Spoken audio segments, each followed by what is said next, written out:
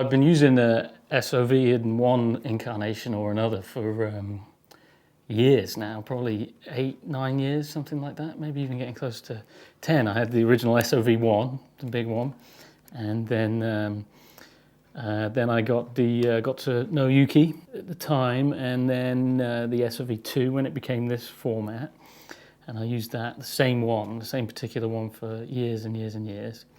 And that one was an early handmade one that had its kind of own sound, so that it was a little bit different from some of the other production models that Yuki had brought out over the years. So when we came to do one for me, I said I want it to be just like the one I've always used. So that was the first time that particular version of the circuit was available. And so we did that for a year, a limited edition one with a fancy signature and that kind of stuff on it. And then everybody seemed to like it, so now I'm delighted they've made it a standard production model. I'm just getting to check it out for myself.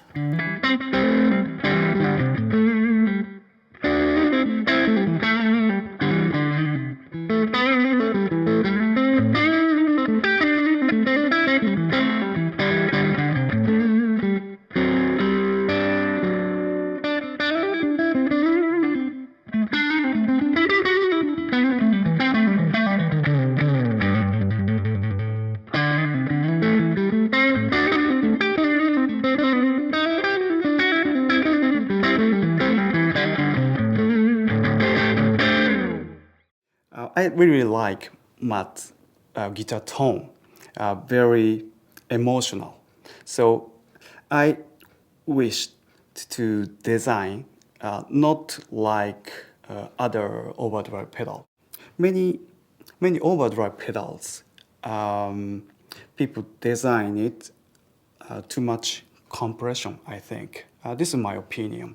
And if I make it for Matt like normal overdrive pedal, he hates it.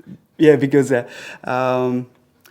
his touch is very sensitive and dynamic is huge. If he play very softly, sound should be quieter and low gain, very mild tone.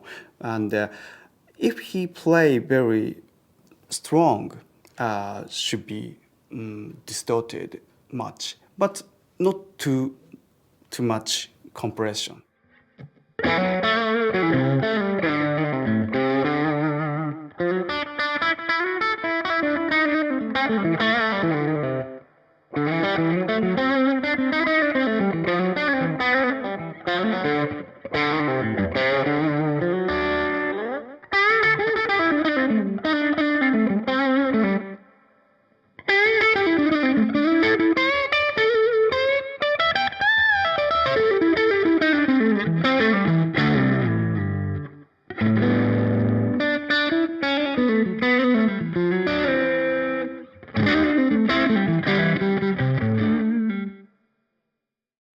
He would like to add buffer circuit for SOV original design pedal.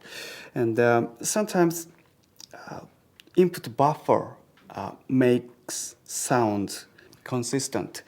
It means sounds like always same, very similar if he play very soft or very strong. So input circuit design is very important for me. Yeah, I mean, I generally hate buffers, most of them, but I tried Yuki's buffer in one of his other pedals, I think, first, and to me it was the closest I'd heard to straight in with a short cable. It didn't. Some of them have this pick attack thing that I don't like, so I try and avoid them.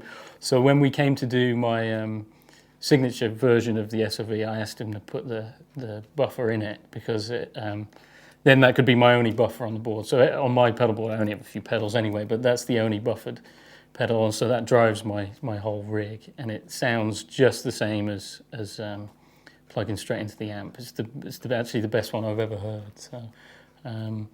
So that's really important to me. So it doesn't matter how much cable I have after it. It's all the SOV. So even when the SOV is off, it's still doing good things to my overall signal. So it's very cool.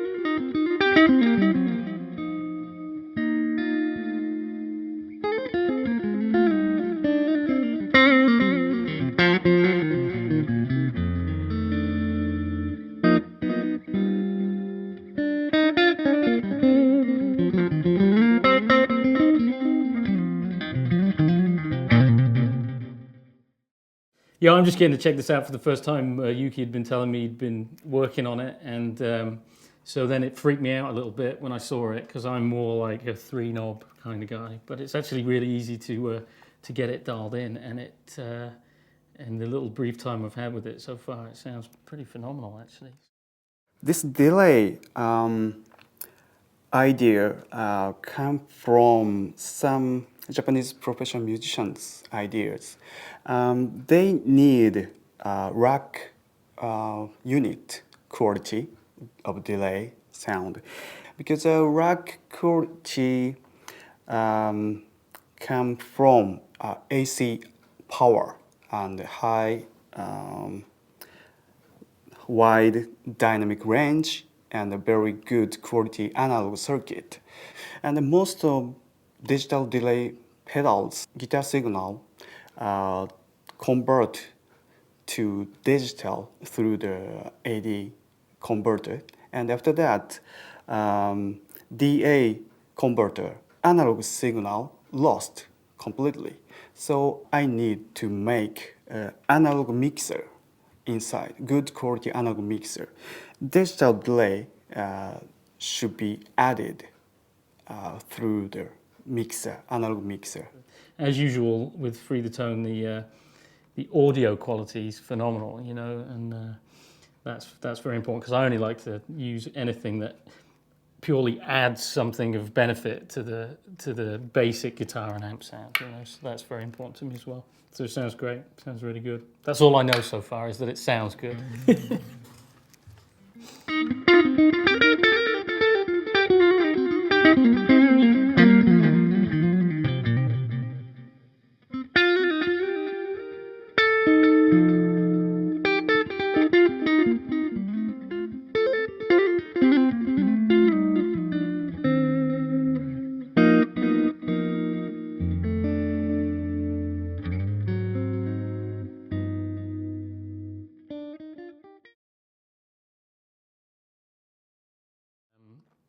Well, it's this weird combination of, I want it to be transparent, but also colourful in its own way. So it's a real balancing act of, I want it to do too much, but it has to have the flavour, you know, is how I look at it. So really, most of the night, I just have one repeat, I think it's about 170 milliseconds, and that's just on all the time, and it's just like a little broadener. And then there's a couple of songs where I'll use a longer delay, but that's very rare, and that would still just be a couple of repeats, bit vintagey sounding, bit of a kind of tapey sort of thing. And this is really cool because it's got the modulation in it, so you can get that nice kind of spacey, chorusy vibe on the longer delays.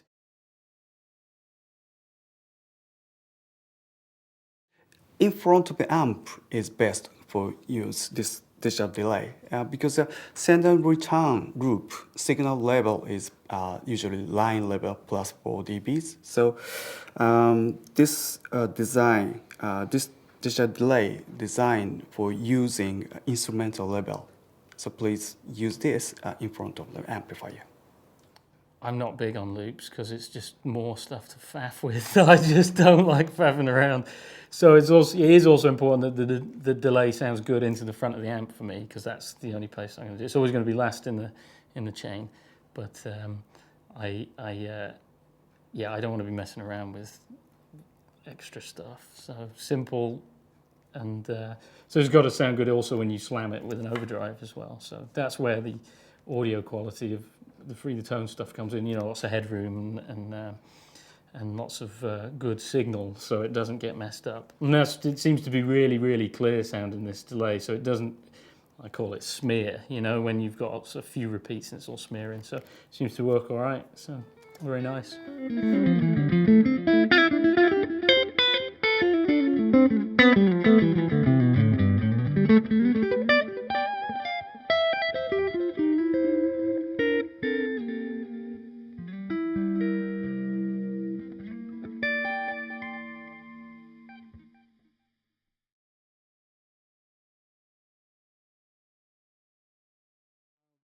This new digital delay has some special function. One is auto tempo. This has real-time BPM analyzer. This is very special software. You will see a microphone here, and microphone listening the music, and audio input analyzing guitar play. So it means analyzing guitar play and the signal from microphone both, and analyzing time BPM. And this has automatic BPM analyzer, so plus minus 20% delay time adjusted to music rhythm, you know.